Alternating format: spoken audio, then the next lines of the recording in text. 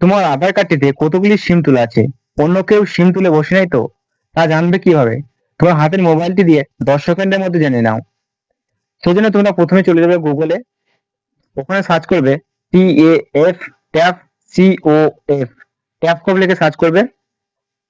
তোমরা প্রথমে দেখতে পাবে ট্যাপ কপ, এখানে ক্লিক করবে।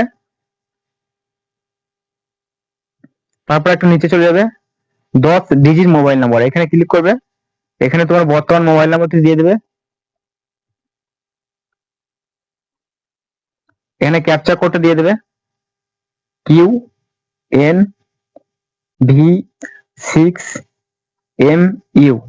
ভ্যালিড ক্যাপচাতে ক্লিক করবে। তোমার মোবাইল নাম্বারে একটা ওটিপি যাবে, ওটিপিটা বসিয়ে দিবে 77280। লগ ইনে ক্লিক করবে।